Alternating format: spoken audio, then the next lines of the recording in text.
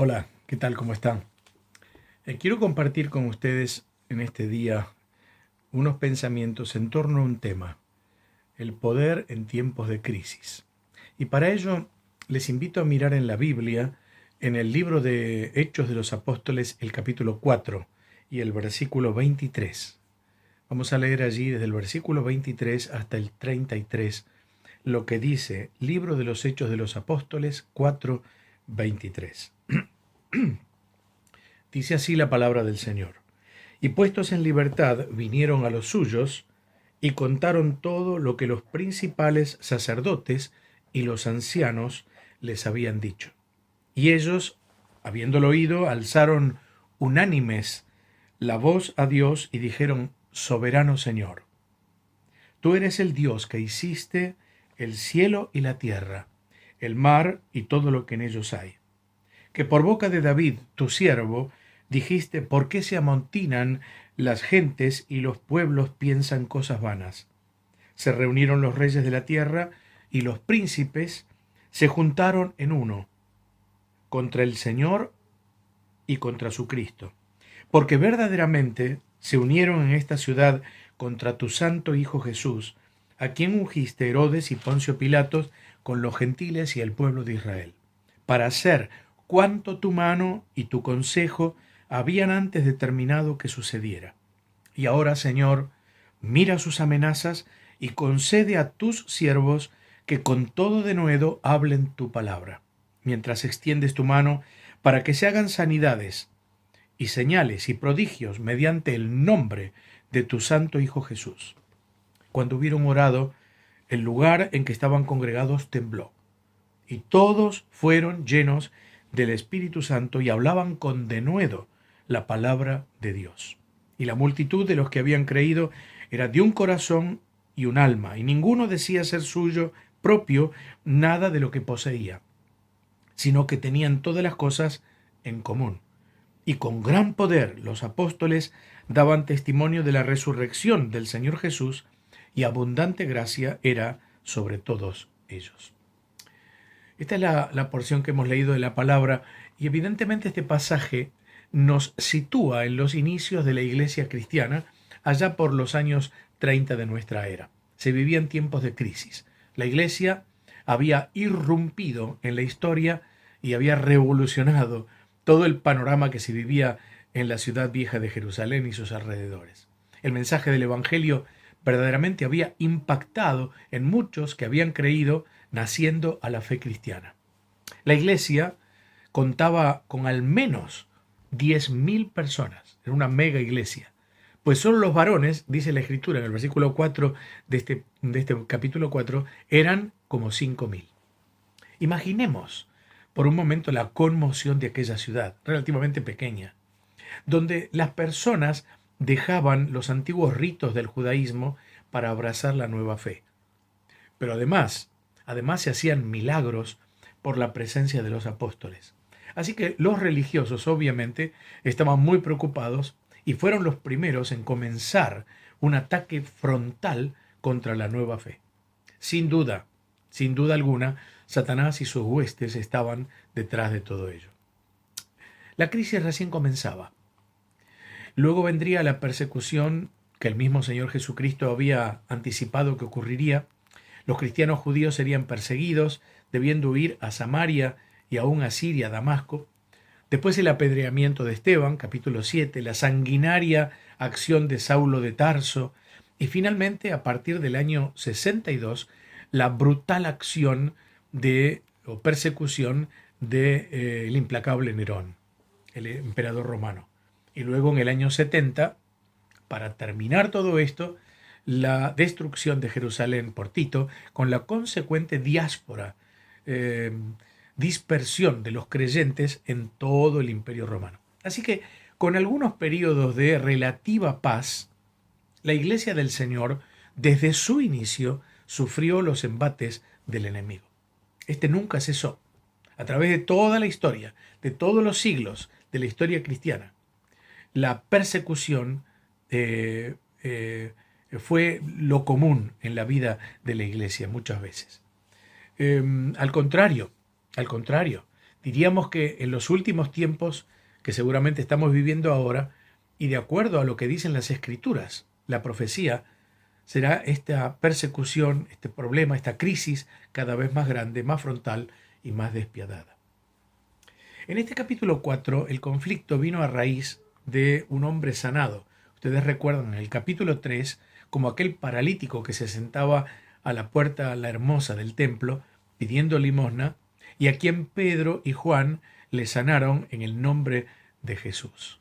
Pero sobre todo, el problema era por el discurso que Pedro había pronunciado llamando al pueblo al arrepentimiento y a la salvación de Jesucristo. Los religiosos estaban confundidos, pero al mismo tiempo furiosos. No podían permitir que una nueva enseñanza alejara a los fieles del templo judío y creyeran a aquel maestro, para ellos un pretendido Mesías, a quienes solo días atrás habían rechazado pidiendo que fuera crucificado. Entonces apresan a los apóstoles y les hacen pasar la noche en la cárcel. Al otro día les incriminan preguntándoles en nombre de quién habían hecho ese milagro.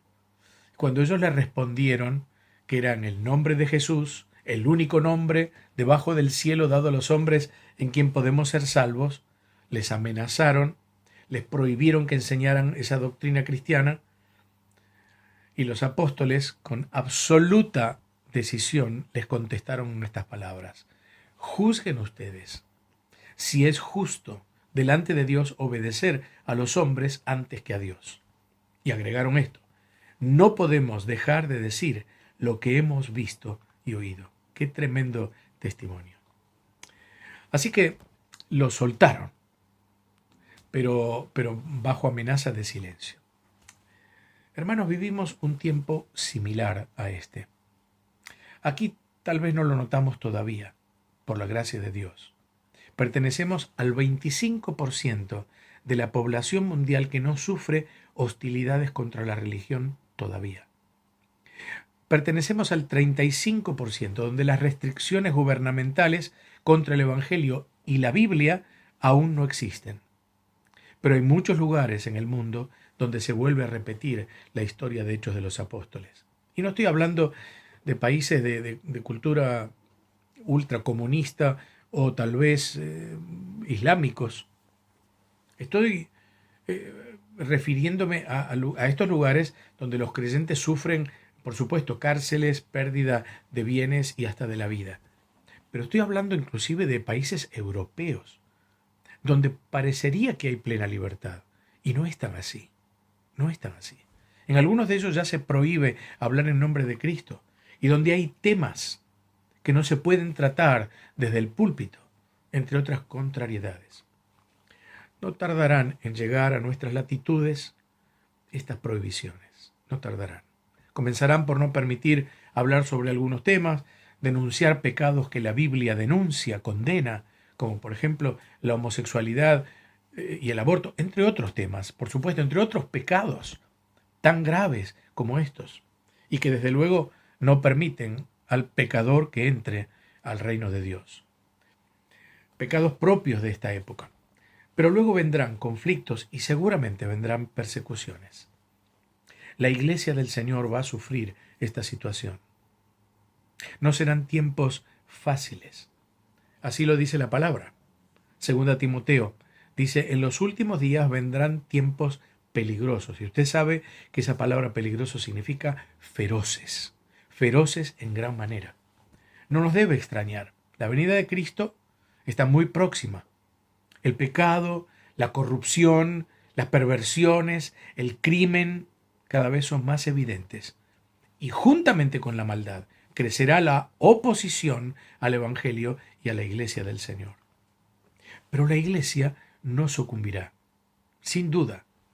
Nunca lo hizo, porque Dios es su autor, Cristo su Salvador, el Espíritu Santo su guía y la palabra de Dios su fundamento. El Señor Jesucristo prometió: ni las puertas del infierno prevalecerán contra ella. Sin embargo, debemos pensar qué rol estamos desempeñando en el mundo los cristianos. La iglesia de hoy se balancea entre una excesiva efervescencia meramente carnal y sensual, sensorial, hasta un letargo que deriva en absoluta inacción, desde una mimetización con el mundo, con sus costumbres, hasta un triste aburguesamiento que no impacta ni convence al mundo incrédulo ni estimula una vida cristiana plena. La pregunta ¿es posible vivir de forma distinta en estos tiempos de crisis? ¿Cómo será la iglesia que surja después de este tiempo de pandemia y de mengua de libertades? ¿Cómo seremos los creyentes cuando se vuelva, eso esperamos, a la presencialidad? Cuando volvamos a ver nuestros templos llenos para adorar al Señor, para ser edificados por la palabra, para gozar de la comunión, para predicar el Evangelio. Yo quiero ver con ustedes hoy tres rasgos importantes de aquella iglesia primitiva y ejemplar en este capítulo 4 de Hechos de los Apóstoles. Tres rasgos que son la base de una iglesia viva, dinámica, con propósito, con expectativas, con crecimiento, con plena expansión. 3. Comunión, oración, unción. Estas bases eran fundamentales para el desarrollo de una iglesia sana y pujante, aún en medio de la crisis, y aún son vigentes para la iglesia de hoy y la iglesia de siempre. En primer lugar, comunión. Es muy tierna la frase del versículo 23 que leímos en este pasaje, donde dice que los apóstoles Pedro y Juan, después de salir de la cárcel, dice, vinieron a los suyos, a la intimidad de su familia, de sus hermanos, de su pueblo. Me recuerda donde aparece otra vez esta frase en Juan capítulo 13 y versículo 1, y aquí está hablando del Señor Jesucristo, y dice, como había amado a los suyos que estaban en el mundo, los amó hasta el fin, los suyos. Los suyos significa aquellos que pertenecen al Señor. Habla de una relación hermanable que une a aquellos que son de Cristo. En la iglesia primitiva, los obreros, los apóstoles, los hermanos en general, eran una cosa. La Biblia dice en el versículo 24, usted lo puede mirar, 4:24 dice, alzaron unánimes la voz a Dios. En el versículo 32 dice que la multitud de los que habían creído era de un corazón y de un alma. Es decir, pensaban y sentían de la misma manera. Eso es comunión espiritual. Y era una multitud, ya lo vimos.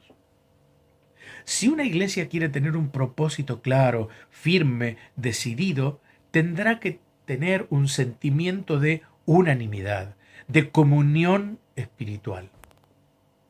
Usted recuerda el Salmo 133, tantas veces citado. Mirad cuán bueno y cuán delicioso es habitar los hermanos juntos en armonía. ¿Cuál es el resultado? Allí envía el Señor bendición y vida eterna. Hermanos, esta pandemia es una verdadera bisagra en la historia de nuestro tiempo. Nada será igual a lo que era antes de ella. Nada. Indudablemente el pueblo de Dios ha sido afectado por esta circunstancia. El año pasado fue un año muy difícil para todos. Por meses no pudimos congregarnos juntos, aunque Dios nos proveyó, gracias a Él, medios para poder hacerlo, aunque fuera en forma virtual. Estos días pasé por nuestra iglesia y pensé cuánto tiempo ese salón vacío y en silencio. Y oré al Señor para que pronto podamos volver a integrarlo normalmente. Las iglesias todas sienten que el pueblo de Dios está sufriendo el impacto de la falta de congregación y lo que puede producir el quedarnos o seguir quedándonos en casa. Es cierto que lo debemos hacer por motivos de salud, pero estoy hablando luego que pase, quedarnos en casa. Hasta ahora, por supuesto, fue necesario y respetando las disposiciones gubernamentales como debe hacerse, lo aceptamos. Pero en tanto podamos, necesitamos reconsiderar seriamente el tema. Debemos volver a congregarnos presencialmente. Es posible que en algún momento las posibilidades no sean las más propicias, pero si Dios permite, esto un día va a terminar. Tal vez el Señor venga antes, eso sería mejor. Pero debemos tener presente que nuestro lugar es en la congregación, junto a los nuestros, a los suyos, a los que son del Señor. La comunión ahora es virtual, no hay otra manera, pero la comunión es eso, unión común. Y la unión no es a distancia, la unión es cercana. Es cierto que la iglesia no es un salón, es verdad. La iglesia es los suyos, los hermanos, aún por Zoom o cualquier otra plataforma. Pero esto por ahora, porque las circunstancias lo demandan.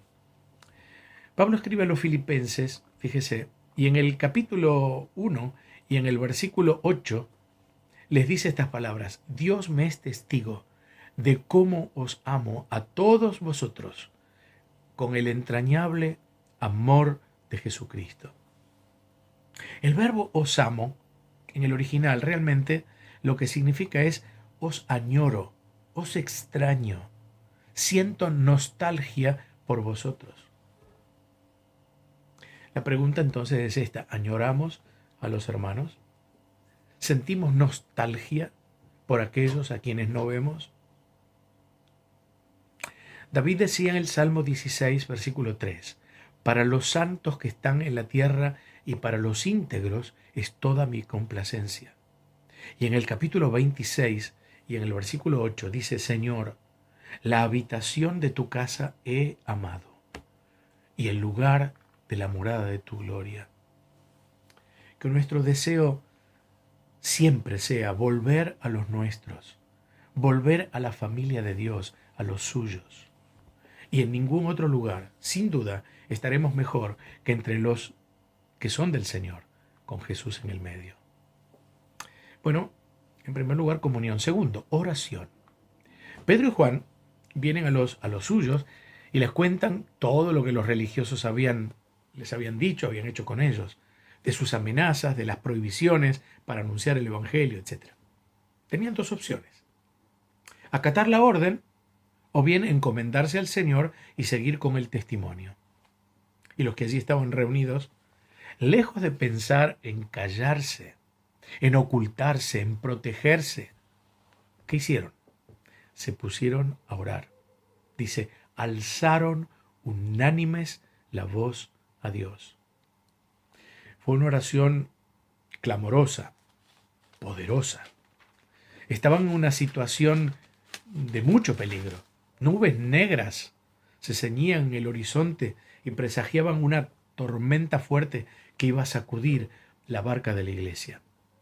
Pero, en respuesta, la respuesta de ellos, la de los cristianos de todas las épocas, en momentos de presión, de prueba, de conflicto, de persecución, siempre fue la misma. ¿Cuál? Orar. Orar a Dios. Cuando estudiamos la historia de la iglesia, y sería bueno si no lo hemos hecho que lo hiciéramos, es muy inspirador el mirarla, el estudiarla, nos encontramos con siglos de oscuridad, de persecución, de peligros, de contradicción, de cárceles, de torturas, de muerte, de martirio. Pero nada de esto hizo callar a los creyentes fieles. Al contrario, a mayor contradicción, mayor piedad. A mayor persecución, mayor comunión. A mayor prohibición, mayor testimonio. Dijo Tertuliano, uno de los llamados padres de la iglesia, la sangre de los mártires es la semilla de la iglesia. Claro, de allí florece, surge una iglesia poderosa. Es notable que lugares hoy en día donde se prohíbe el Evangelio es donde más avanza y crece la obra de Dios.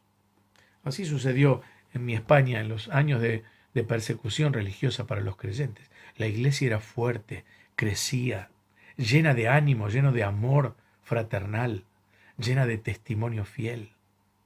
Así fue con la iglesia primitiva. Mira lo que dice el capítulo 9 y el versículo 31. Dice allí, las iglesias tenían paz por toda Judea, la paz transitoria, sin duda, Galilea y Samaria, y eran edificadas andando en el temor del Señor y se acrecentaban fortalecidas por el Espíritu Santo. ¿Qué hubo en aquella oración de la iglesia de Hechos 4? Bueno, algunas cosas que voy a puntualizar. En primer lugar, hubo adoración. Dice aquí en el versículo 24, dice que ellos oraron y dijeron, soberano Señor, tú eres el Dios que hiciste el cielo y la tierra, el mar y todo lo que en ellos hay. Soberano era un término que se usaba para el dueño de los esclavos en aquellos tiempos. Así que ellos se dirigían al Señor como los esclavos se dirigían a sus amos, reconociendo toda la dependencia que había en ellos hacia Él. En este caso, la iglesia ocupó el lugar que corresponde ante el Señor. Los cristianos somos sus siervos, siervos del Señor, y Él es nuestro Señor.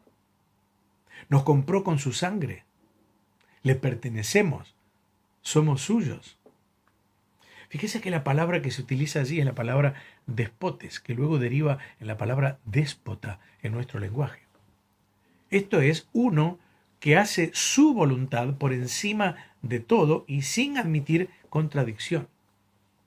Claro, en nuestra lengua la palabra déspota está bastante desvirtuada, culpa de los hombres. Pero en el original contiene un concepto correcto. El déspota es el que hace lo que desea con legítimo derecho. Así es el Señor. La segunda cosa que hubo en la oración fue humildad. Entonces dice siervos. Tiene también varias palabras en el griego, pero aquí la palabra es la conocida doulos, es decir, esclavo. Es una palabra fuerte. Presupone entonces a alguien que está sujeto a la voluntad de otro, un hombre de segundo rango. Lo importante al decir siervos, doulos, era el mandato del amo. La disposición de servir no venía por propia iniciativa. Había que hacerlo, correspondía hacerlo, porque era un esclavo.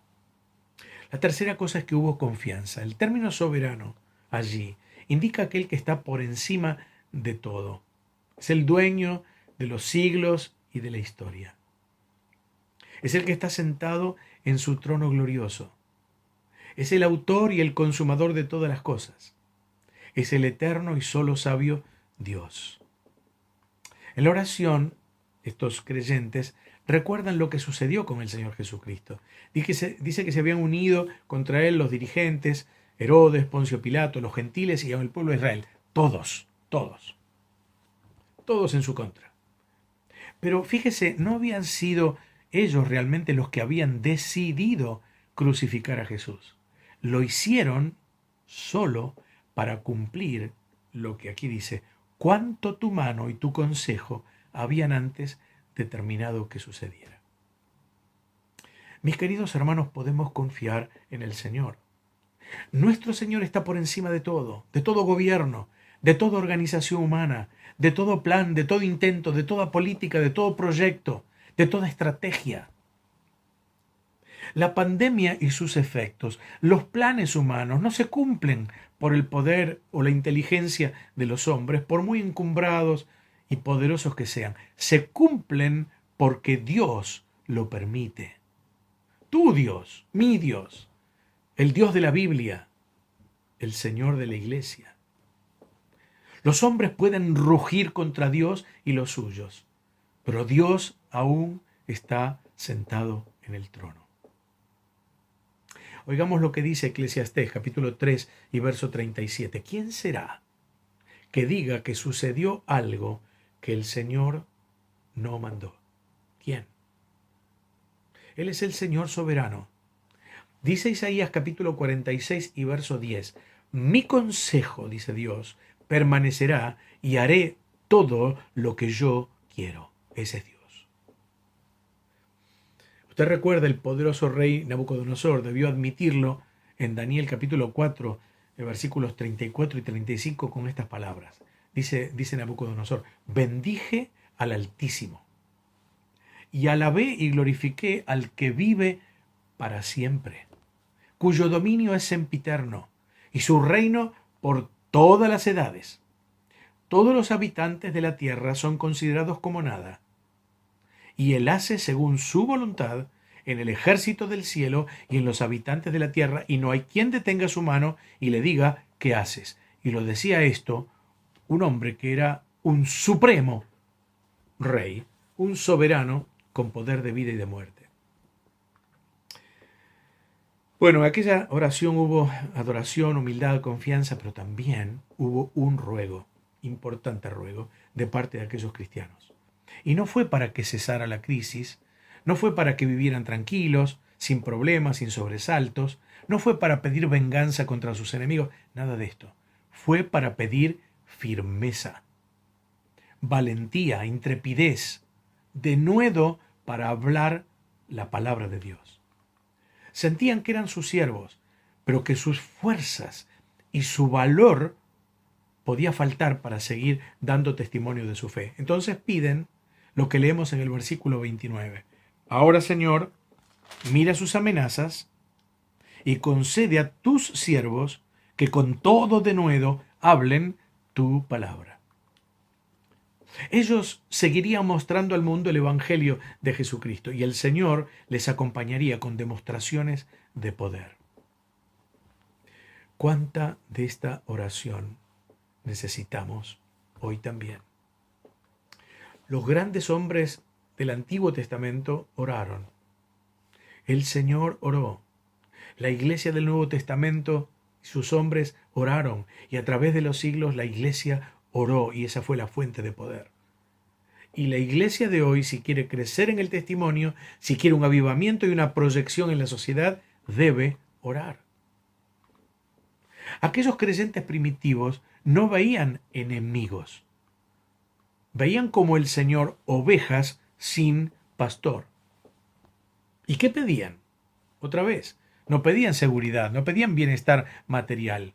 Pedían hablar la palabra con denuedo, con valentía, con decisión. La iglesia de hoy, hermanos, y los apóstoles, diríamos hoy los misioneros, todos estamos envueltos en la obra de Dios, en la visión de la obra que tenemos que hacer. Los misioneros llevando el Evangelio, los ancianos enseñando la palabra, la iglesia respaldando con ferviente oración. Y todos dando un testimonio fiel del Evangelio. Muy bien, comunión, oración. La tercera cosa de esta iglesia, unción. Versículo 31 y 33. Lo vamos a mirar luego. ¿Cuáles fueron los resultados de esta oración? Tremendos resultados. Mire, por lo menos 5 cosas que voy a mirar muy brevemente con usted. Plenitud espiritual, versículo 31, la primera parte. Plenitud de testimonio, versículo 31, la segunda parte. Plenitud de unidad, verso 32. Plenitud de poder, 33, la primera parte. Y plenitud de gracia, 33, la segunda parte. Plenitud espiritual, la primera cosa. Dice, cuando hubieron orado, el lugar en que estaban congregados tembló y todos fueron llenos del Espíritu Santo. Hermanos, la iglesia de hoy necesita una renovación espiritual, una experiencia de llenura espiritual. ¿Qué es eso? Dirán algunos. ¿Cómo se obtiene? La llenura del Espíritu es la vida que imparte el Espíritu experimentada en plenitud. Lo que el Señor dijo, vida y vida en abundancia. Es una vida de obediencia a la palabra, de comunión real con el Señor, de confesión de pecados permanente, de santidad real, de fruto espiritual, de servicio consagrado, de testimonio limpio y efectivo. Es lo que Pablo dice en Efesios capítulo 5 y versículo 18. No os embriaguéis, dice, con vino, en lo cual hay disolución, es decir, desenfreno, pérdida de control. Antes bien, lo voy a leer como está en el original, permitid ser llenados, es decir, controlados, conducidos. Permitid ser llenados continuamente por el Espíritu. Usted me dirá, bueno, Esto es para los que tienen ministerios especiales, para los sobrevedores de la iglesia, los maestros, etcétera, pero no para mí. O tal vez me dirá, esto es para creyentes de años, no para mí que soy nuevo, relativamente nuevo en las cosas del Señor. O tal vez me podrá decir, esto es para hermanos o hermanas conocedores de la palabra, que tal vez hayan pasado por algún instituto bíblico, etcétera. Nada de esto. Nada de esto. Mire el texto 31 lo que dice. Cuando hubieran orado, el lugar que estaban congregados tembló y todos fueron llenos del Espíritu Santo. Todos. Permítame preguntarle, ¿eran todos ancianos de la iglesia? ¿Eran todos maestros? ¿Eran todos creyentes de años? Recién empezaba la iglesia, hacía casi le diría días. ¿Eran todos conocedores de la palabra? No. Eran creyentes sencillos, como usted, como yo. ¿Eran impecables, perfectos? En ninguna manera. Tenían fallas. Lea el libro de los Hechos, ya va a ver. Fallas igual que nosotros. ¿Y entonces qué? Eran hombres y mujeres deseosos y resueltos a que el Espíritu Santo les guiase, controlase sus mentes, sus sentimientos, sus acciones, sus vidas. La pregunta es entonces, ¿podemos ser todos llenados del Espíritu? La respuesta es sí, obviamente sí. Ahora bien, en primer lugar debemos desear ser llenados. Dios nunca irrumpe en nuestras vidas pasando por encima de nuestra voluntad, pero también lo que necesitamos para ser llenados del Espíritu es vaciarnos de otras cosas. Suponga que yo tengo una botella y la tengo llena de piedritas adentro y yo la quiero llenar de agua. Nunca va a ser posible a menos que quite las piedritas de adentro, ¿verdad? Así pasa con nosotros. Nunca estaremos llenos del Espíritu Santo si no sacamos de nuestra vida, permitimos que Dios saque de nuestra vida todo aquello que estorba, que ocupa un lugar que le corresponde al Señor, al Espíritu Santo. Entonces yo le pregunto y me pregunto, ¿qué piedritas, qué piedras hay en nuestra vida, en nuestro cántaro? Tal vez costumbres, deseos mundanos, pensamientos impuros, tal vez enojos, envidias, mundanalidad, carnalidad. Todo eso debe ser quitado mediante la confesión y la aplicación de la sangre de Cristo que limpia de todo pecado. Y una vez que confesemos al Señor que la sangre de Cristo nos limpia, entonces podremos ser llenos del Espíritu Santo. El primer resultado, pues, fue plenitud espiritual, no milagros, no poderes especiales, no dones sobrenaturales, no, llenura del Espíritu Santo. Bueno, voy a ser mucho más breve ahora en lo que sigue. Plenitud de testimonio, dice, hablaban con todo denuedo la palabra de Dios. No dice que hablaban en lenguas, nada de eso. Dice que hablaban la palabra de Dios. Ese era el mensaje. Mire luego en su Biblia capítulo 13, desde el versículo 44 en adelante, las veces que menciona en el mensaje del Evangelio la frase, la palabra de Dios. Plenitud de testimonio. 3, plenitud de unidad. Dice, la multitud de los que habían creído eran de un corazón y de un alma. Perfecta unanimidad. ¿Eran todos iguales? En ninguna manera.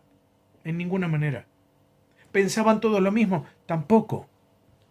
Eran distintas personalidades, pero todos unidos en un corazón y un alma, sin egoísmos, sin personalismos, sino una demostración auténtica de unidad y amor hermanable. 4, plenitud de poder. Dice, con gran poder los apóstoles daban testimonio de la resurrección del Señor Jesús. Gran poder, que es lo que le falta a la iglesia de hoy. Hay una conocida canción que dice, ¿qué te pasa, iglesia amada, que no reaccionas? Solo a veces te emocionas y no acabas de cambiar. ¿Qué te pasa, iglesia amada? En quinto lugar, plenitud de gracia. Dice, abundante gracia era sobre todos ellos. Indudablemente la presencia del Señor estaba en aquella iglesia Y la gracia de Dios suplía todas las necesidades materiales, de relación, espirituales.